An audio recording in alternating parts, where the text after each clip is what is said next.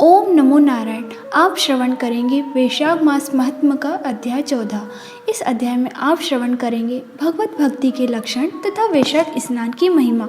अम्बर ऋषि बोले, मुनि श्रेष्ठ, आपने बड़ी अच्छी बात बताई, इसके लिए आपको धन्यवाद है। आप संपूर्ण लोकों पर अनुग्रह करने वाले हैं। आपने भगवान विष्णु के सगुण एवं निर्गुण ध्यान का वर्णन किया। अब आप भक्ति का लक्षण बतलाइए। साधुओं पर कृपा करके महेश्वरी मुझे यह समझाइए कि किस मनुष्य को कब, कहाँ, कैसी और किस प्रकार की भक्ति करनी चाहिए। सूत जी कहते हैं, राजाओं में श्रेष्ठ महाराज अम्बर ऋषि के यह वचन सुनकर देवर्षि नारद जी को बड़ी प्रसन्नता हुई। वे उनसे बोले, राजन सुनो, भगवान की भक्ति समस्त पापों का नाश करने वाली है। मैं तुमसे उस भक्ति का भली भांति वर्णन करता हूँ। सुनो, भक्ति अनेक प्रकार की बताई गई है। मानसी, वाचिक, कायिक, लौकिक, वैदिक तथा आध्यात्मिक। ध्यान धारण करने वाली बुद्धि तथा वेदार्थ के चिंतन द्वारा जो मनुष्य को प्राप्त करने वाली भक्ति की जाती है उसे मानसी भक्ति कहते हैं। दिन रात अविश्रांत भाव से वेद मंत्रों के उच्चारण, जप तथा अरण्य आदि के पाठ द्वारा जो भगवान की प्रसन्नता का संपादन किया जाता है उसका नाम वाचिकी भक्ति है।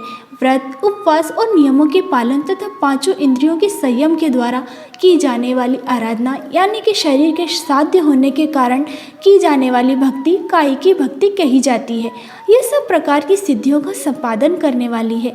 पाद्य, अर्थ आदि, उपचार, नृत्य, वाद्य, गीत, जागरण तथा पूजन आदि के द्वारा जो भगवान की सेवा की जाती है उसे लौकिकी भक्ति कहते हैं। ऋजुर्वेद, यजुर्वेद और सामवेद के जप, संहिताओं के अध्ययन आदि तथा भविष्य की आहुति, यज्ञ, यागादि के द्वारा की जाने वाली उपासना का नाम वैदिकी भक्ति है। विज्ञ पुरुषों ने अमावस्या, पूर्णिमा तथा विशुद्ध, तुला और मेष की संक्रांति आदि के दिन जो याग करने का आदेश दिया है वह वैदिकी भक्ति का साधक है। अब मैं योग्य जन आध्यात्मिक भक्ति का वर्णन करता हूँ। सुनो, योगज भक्ति का साधक सदा अपनी इंद्रियों को संयम में रखकर प्राणायाम पूर्वक ध्यान किया जाता है। विषयों से अलग रहता है, वह ध्यान में देखता है। भगवान का मुख अनंत तेज से उद्दीपित होता है। उनकी कटी के ऊपर भाग तक लटका हुआ यज्ञोपवीत शोभा पा रहा है। उनका शुक्ल वर्ण है, 4 भुजाएं हैं। उनके हाथों में वरद एवं अभय की मुद्राएं हैं। वे पीत वस्त्र धारण करते हुए तथा उनके नेत्र अत्यंत सुंदर हैं। वे प्रसन्नता से परिपूर्ण दिखाई देते हैं। राजन, इस प्रकार योग युक्त पुरुष अपने हृदय में परम परमेश्वर का ध्यान करता है। जैसे प्रज्वलित अग्नि काष्ठ को भस्म कर डालती है, उसी प्रकार भगवान की भक्ति मनुष्य के पापों को तत्काल दग्ध कर देती है। भगवान श्री विष्णु की भक्ति साक्षात सुधा का रस है, संपूर्ण रसों का एकमात्र सार है। इस पृथ्वी पर मनुष्य जब तक उस भक्ति का श्रवण नहीं करता, उसका आश्रय नहीं लेता, तभी तक उसे सैकड़ों बार जन्म, मृत्यु और जरा के आघात से होने वाला नाना प्रकार के दैहिक दुख प्राप्त होते हैं। यदि महान प्रभावशाली भगवान अनंत का कीर्तन और स्मरण किया जाए तो वे समस्त पापों का नाश कर देते हैं। ठीक उसी तरह जैसे वायु मेघ का तथा सूर्यदेव अंधकार का विनाश कर डालते हैं।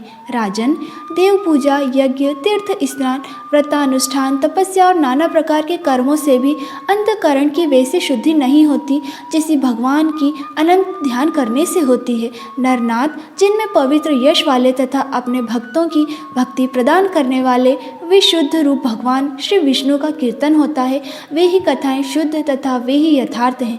वे भी लाभ पहुँचाने वाले हैं और वे ही हरि भक्तों के कहने सुयोग्य होते हैं। भूमंडल के राज्य का भार संभालने वाले धीरचित महाराज अम्बर ऋषि, तुम धन्य हो, क्योंकि तुम्हारा हृदय पुरुषोत्तम के ध्यान में एकांत हो रहा है तथा सौभाग्य लक्ष्मी से सुशोभित होने वाली तुम्हारी निष्ठित बुद्धि श्री कृष्ण चंद्र जी की पुण्यमयी लीलाओं के श्रवण से प्रवृत्त हो रही है। भूपते, भक्तों को वरदान देने वाली अविनाशी भगवान श्री विष्णु की भक्तिपूर्वक आराधना किए बिना अहंकारवश अपने आप को ही बड़ा मानने वाले पुरुष का कल्याण कैसे होगा। भगवान माया के जन्मदाता हैं, उन पर माया का प्रभाव नहीं पड़ता। साधु पुरुष उनकी भक्ति द्वारा ही प्राप्त होते हैं। इस बात को तुम भी जानते हो। राजन, धर्म का कोई भी तत्व ऐसा नहीं है जो तुम्हें ज्ञात न हो। फिर भी जिनके चरण ही तीर्थ हैं, उन भगवान की चर्चा का प्रसंग उठाकर जो तुम उनकी सरस कथा को विस्तार के साथ पूछ रहे हो, उसमें यही कारण है कि तुम वैष्णवों का गौरव बढ़ाना चाहते हो, मुझ जैसे लोगों को आदर दे रहे हो। साधु संत जो जो एक दूसरे से मिलने पर अधिक श्रद्धा के साथ भगवान अनंत के कल्याणमय गुणों का कीर्तन और श्रवण करते हैं, इससे बढ़कर परम संतोष की बात तथा समुचित पुण्य मुझे और किसी कार्य में दिखाई नहीं देता है। ब्राह्मण को सत्य, श्रद्धा, यज्ञ, तपस्या, श्रुति, स्मृति, दया, दीक्षा और संतोष ये सब श्री हरि के स्वरूप हैं। सूर्य, चंद्रमा, वायु, पृथ्वी, जल, आकाश, दिशाएं, ब्रह्मा, विष्णु, रुद्र तथा संपूर्ण प्राणी उस परमेश्वर के ही स्वरूप हैं। इस चराचर जगत को उत्पन्न करने की शक्ति रखने वाले वे विश्वरूप भगवान स्वयं ही ब्राह्मण के शरीर में प्रवेश करके सदा उन्हें खिलाए जाने वाला अन्न भोजन करते हैं। इसलिए जिनके चरण रेणु तीर्थ के समान है, भगवान अनंत ही जिनके आधार हैं, जो संपूर्ण प्राणियों की आत्मा तथा पुण्यमयी लक्ष्मी के सर्वस्व हैं, उन ब्राह्मणों को आदर पूर्वक पूजन करो। जो विद्वान ब्राह्मणों को विष्णु बुद्धि से देखता है वही सच्चा वैष्णव है तथा वही अपने धर्म में भली भांति स्थित माना जाता है। तुमने भक्ति के लक्षण सुनने के लिए प्रार्थना की थी, सो अब मैंने तुम्हें सब कुछ सुना दिया। अब गंगा स्नान करने के लिए जा रहा हूँ। यह वैशाख का महीना उपस्थित है जो भगवान लक्ष्मीपति को अत्यंत प्रिय है। इसकी भी आज शुक्ला सप्तमी है। इसमें गंगा का स्नान अत्यंत दुर्लभ है।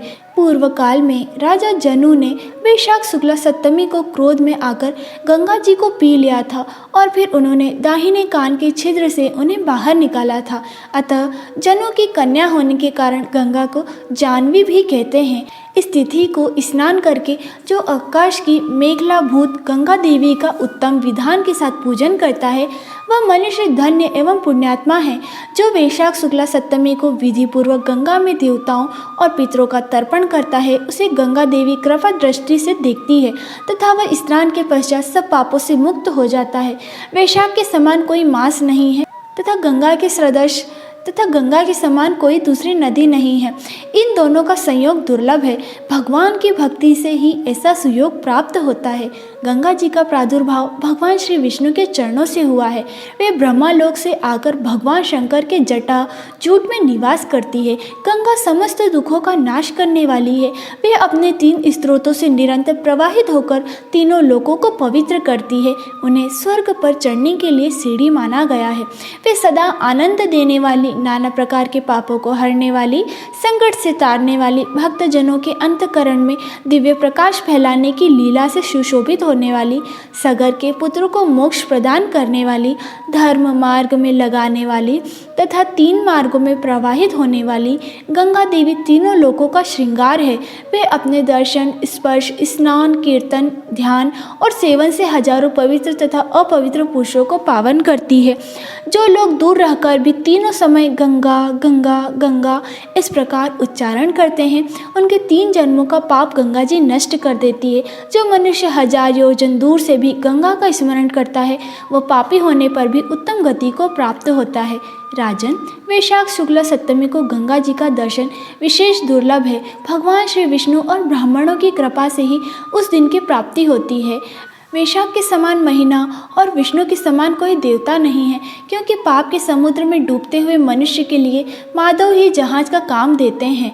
माधव मास में जो भक्तिपूर्वक दान, जप, हवन और स्नान आदि शुभ कर्म किए जाते हैं उनका पुण्य अक्षय तथा 100 करोड़ गुना अधिक होता है।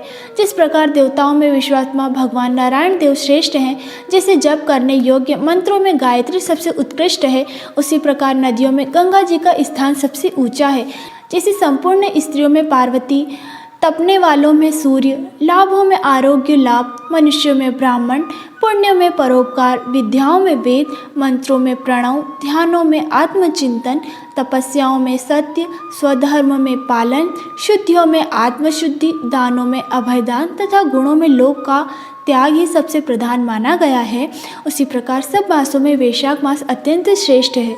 पापों का अंत वैशाख मास में प्रातः स्नान करने से होता है। अंधकार का अंत सूर्य के उदय तथा पुण्यों का अंत दूसरों की बुराई और चुगली करने से होता है।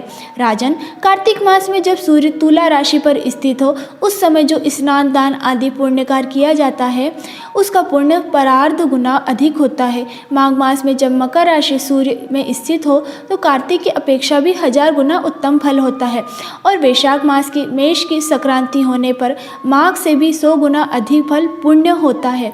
वे ही मनुष्य पुण्यात्मा और धन्य हैं जो वैशाख मास में प्रातःकाल स्नान करके विधि विधान से भगवान लक्ष्मीपति का पूजन करते हैं। वैशाख मास में सवेरे का स्नान, यज्ञ, दान, उपवास, हविष्य, भक्षण तथा ब्रह्मचर्य का पालन ये महान पातकों का नाश करने वाले हैं। राजन, कलयुग में वैशाख की महिमा गुप्त नहीं रहने पाएगी, क्योंकि उस समय वैशाख स्नान का महत्व अश्वमेध यज्ञ के अनुष्ठान से भी बढ़कर है। कलयुग में परम पावन अश्वमेध यज्ञ का अनुष्ठान नहीं हो सकता। उस समय वैशाख मास का स्नान ही अश्वमेध यज्ञ के समान विहित है। कलयुग के अधिकांश मनुष्य पापी होंगे, उनकी बुद्धि पाप में ही आसक्त होगी, अतः वे अश्वमेध यज्ञ के पुण्य को मोक्ष रूप फल प्रदान करने वाला है नहीं जान सकेंगे। उस समय के लोग अपने पापों के कारण नरक में पड़ेंगे। अतएव कलयुग के लिए अश्वमेध का प्रचार कम कर दिया गया है और उसके स्थान पर वैशाख मास के स्नान का विधान बताया गया है। यहाँ पर वैशाख मास का 14वां अध्याय समाप्त होता है। ओम नमो नारायण।